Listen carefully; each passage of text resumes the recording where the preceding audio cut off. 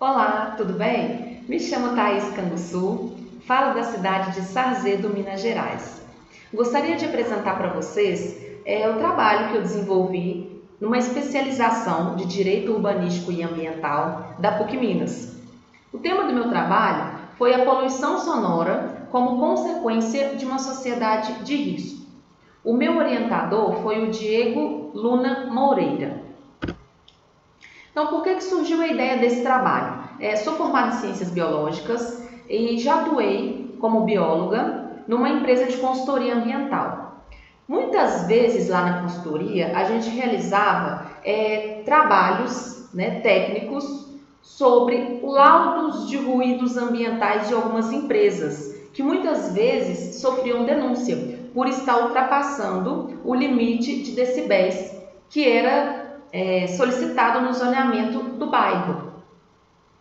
E aí, fui apresentada também na época a este livro do sociólogo Ulrich Beck.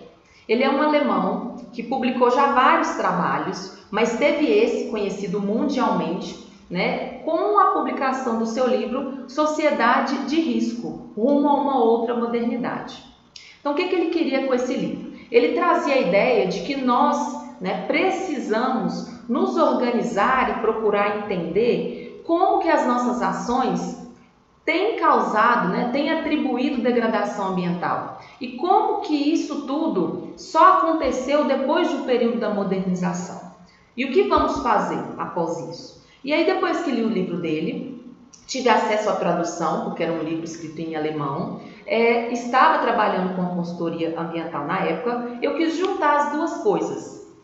Queria entender como que a poluição sonora poderia estar diretamente ligada a essa sociedade de risco que foi citada lá pelo Beck no livro dele, em 1986. E aí, a princípio, quais eram os objetivos? A princípio, como eu era bióloga, eu queria entender ainda mais a fisiologia do ouvido, como que o nosso ouvido funciona, até que níveis de decibéis ele suporta. O que acontece com uma pessoa ou um animal que tem contato com um ambiente acusticamente inadequado a curto, médio e longo prazo, Eu também tinha como objetivo procurar quais eram as leis ambientais que estão vigentes no nosso país. E aí eu estou falando de leis ditadas pela União, pelos estados e pelo município do qual me residia na época, que era a cidade de Betim. Um dos objetivos também era identificar a produção científica, que era voltada para esse tema. Então, depois do Beck, quantas pessoas falaram de consequência de risco, de poluição sonora diretamente ligada a uma sociedade de risco? Então, gostaria de constatar a existência desses trabalhos, onde é que eles foram publicados, se foram publicados muitos trabalhos, em quais locais do Brasil e do mundo.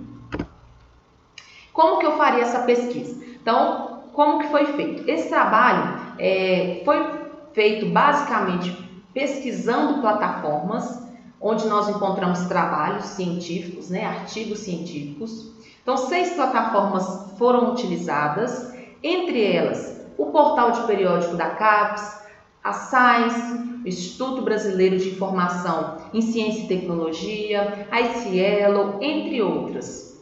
Para ter acesso às leis ambientais, eu pesquisei no planalto.gov.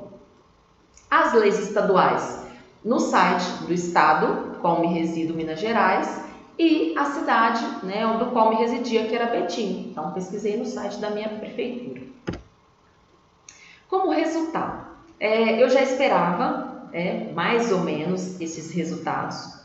E aí observa-se que principalmente por causa do desenvolvimento desordenado das grandes cidades, muitas vezes comércios, indústrias não respeitam o zoneamento urbano e acabam emitindo uma poluição sonora acima do que é permitido por lei, por isso considera-se crime ambiental.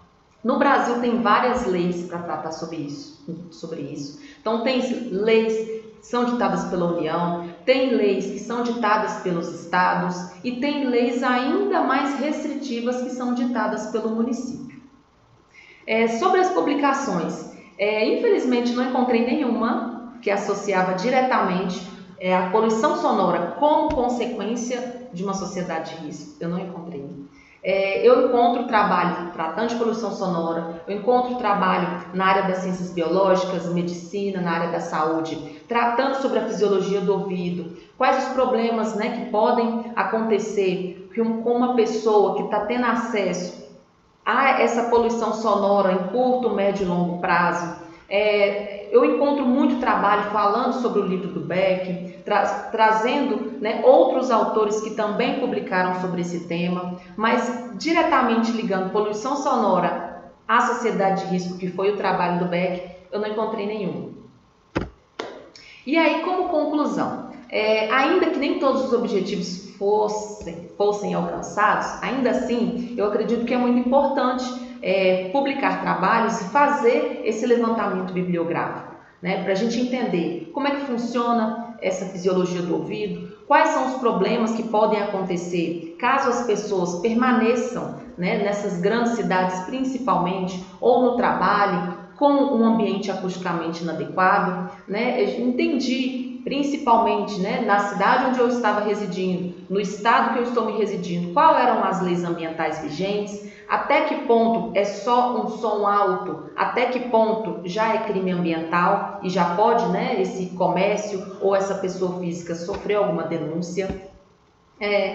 Contudo, né, não foi possível encontrar trabalhos que tratavam sobre a poluição sonora diretamente relacionada à sociedade de risco, mas todos os outros objetivos sendo cumpridos já traz, né, uma possibilidade de mostrar para as pessoas a identificação, como identificar uma poluição sonora, como minimizar esse problema e quem sabe como superar, né, aprendermos a superar efetivamente, né, essas interferências que um ambiente acusticamente inadequado pode trazer para a vida dos seres vivos. Então, foi um trabalho muito bacana, espero que vocês tenham gostado. Se precisarem, se quiserem tirar dúvidas sobre o trabalho, podem me procurar, eu estou à disposição. Agradeço a oportunidade. Obrigada.